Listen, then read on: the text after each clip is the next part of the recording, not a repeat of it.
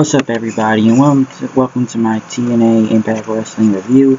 I've been lacking with the videos lately, so I'm trying to get back into my flow. It's been busy and everything, so pretty much coming into this review as they talked about Dixie's decision and everything of what she was going to do with Jeff Jarrett and how that will become to be, and pretty much figure out who's been attacking people from Bully Ray to Drew Galloway last week on Impact, pretty much beating those guys up. The Hardy Boys came out as they talked about the title shot. Matt Hardy wanted his title shot. That Jeff believes, they both believe that Matt Hardy can win the TNA World Heavyweight Championship. But we talked about EC3, and Matt Hardy said he would become the TNA World Heavyweight Champion. And it's been over a year since he returned back to TNA, and he's been having some support to the fans, to his brother Jeff, his wife Reed Sky, and his son. And pretty much said it's a time he faces EC3 and get the title match that he's been wanting for a very long time. And he wants one more shot at the belt. As EC3 came out, then you guys come about Riley and stuff, and they're trying to get a rematch, but we'll see what happens, but you're not going to get one. And Jeff Hardy pretty much said Ethan Carter was a jackass, and he called EC3 a jackass. But EC3 mocked him, said, I'm the world champion around here. You guys are going to do nothing. And pretty much said, why don't I think the creatures want me to throw a steel chair and whack you with it. I may not be medically clear, that doesn't mean I can beat the crap out of you with a chair. But EC3 said he was a giver, and he will give opportunities to people when they will offer it. And talked about Matt wanted a rematch in that. And pretty much says if Matt wins, Matt will, and he made an offer. If Matt Hardy wins, he'll become the TNA World Heavyweight Champion. But if Matt Hardy loses, Jeff Hardy will become EC3's personal assistant then. So he was going to be their assistant if Matt Hardy lost the title match. But it was pretty much a good segment, I'll say that, and everything. I don't know about if Matt Hardy loses and Jeff becomes a slave to him, personal assistant, but I think it will be a good match. Their Full Metal Mayhem match was really good last time, so I think it'll be another great match with Matt Hardy and EC3. Eric Young was interviewed in the back, talking about how he was crazy. He went to Chris Melendez and take his leg. Pretty much then, when they had the match then, Eric Young and Chris Melendez for his leg. Pretty much Eric Young again by using the ropes as leverage and winning the match. And pretty much Melendez really had to give up his leg. He literally tore his leg off and gave it to him, and he pretty much mocked Chris Melendez and he hopped on one foot. So yeah, even though this story doesn't make sense, I'm just glad they're not doing the whole marine thing all the time. And so he's just not using him, even though he's handicapped. He's not going to use marine stuff all the time. He's going to make it be a wrestler and stuff. I just find it odd, though, of all the crazy stuff he's doing. So he's taking out Kurt Angle, and now he's stealing people's legs. I don't know what to expect next out of Eric Young nowadays. The X Division title is on the line.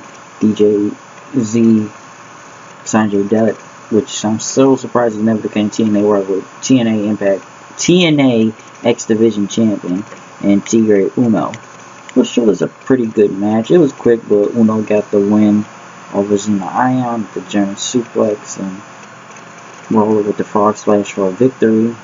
So that was pretty good. It was pretty good and everything, but he said DJZ was lost in the shuffle and stuff. Oh, he's ever lost. So I don't know where X Division is going and everything, but you know, I gotta say, DJZ took some hard bumps with this. That's that German suplex on his neck.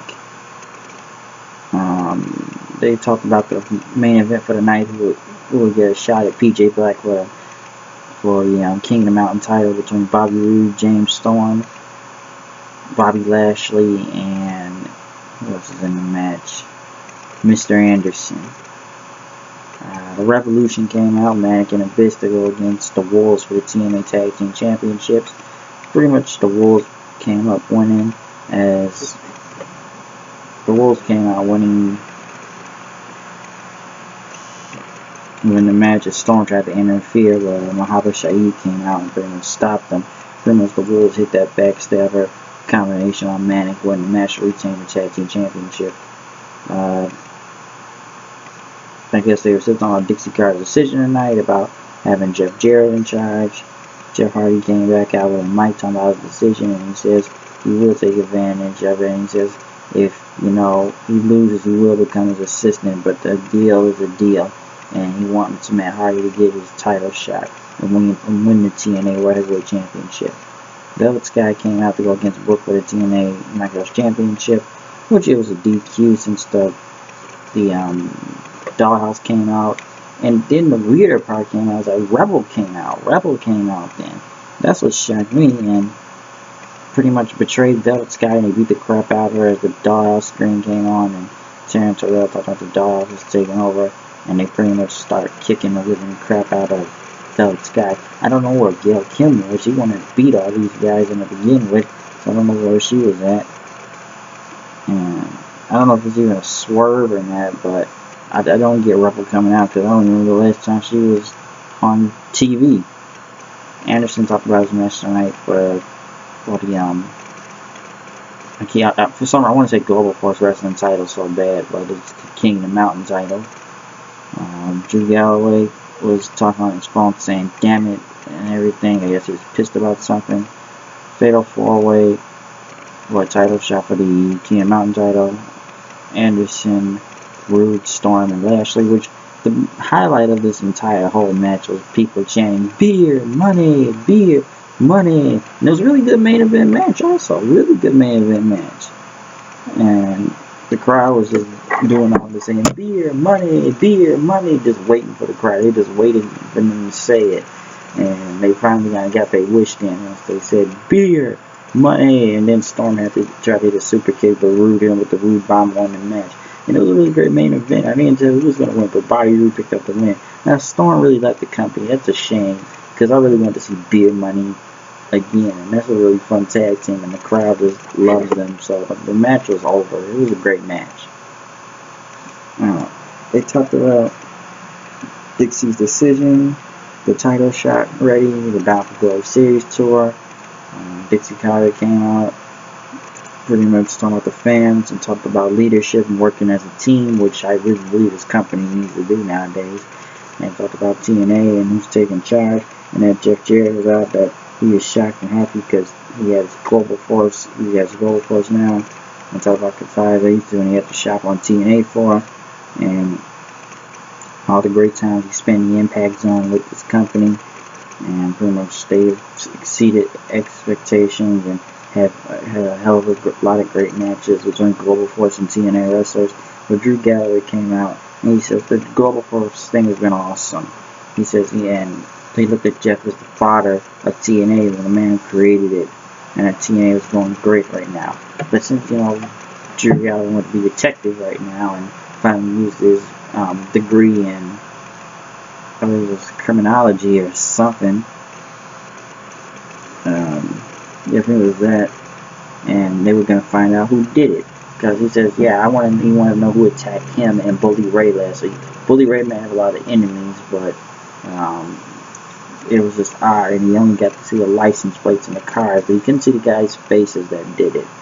And pretty much 2 separate attacks in 2 weeks, and he said it was Jeff Jarrett himself. It was him that did it. Why did you want PJ Black to win the title, huh? Why did you take me out of the match? And pretty much Jeff swore on his wife and his kids and everything that he didn't do it, and drew a long drink of Scotland water and stuff. And Drew Galloway pretty much said he was lying, but Karen J said it was me. And why it was her, I don't get it. She was doing this for Global Force, and Jeff Jarrett built TNA and everything.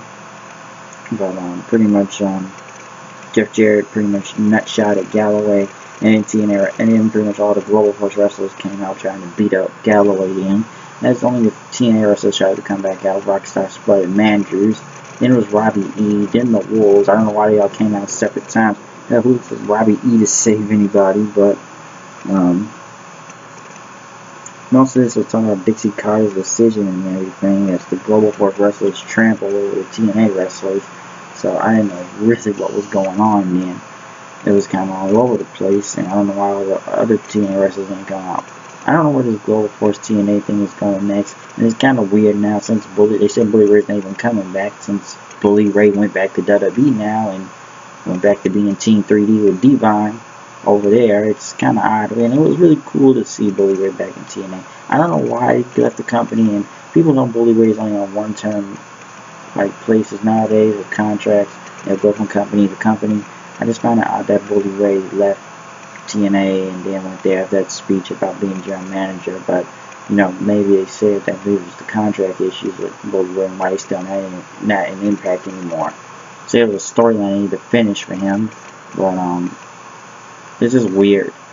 So I don't know if Dixie offered him a contract or not, but I just found out that first we're seeing Bully Ray on TNA TV, now he's back on WWE TV.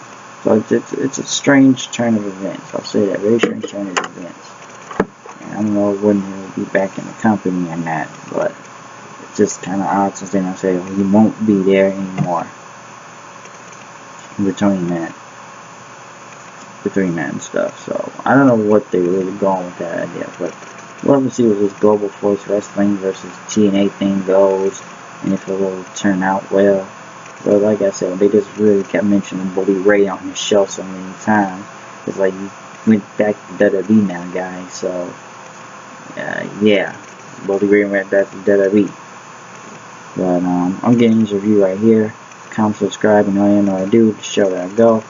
You know it's down today, and we're done with this review of TNA. Out of here. Peace.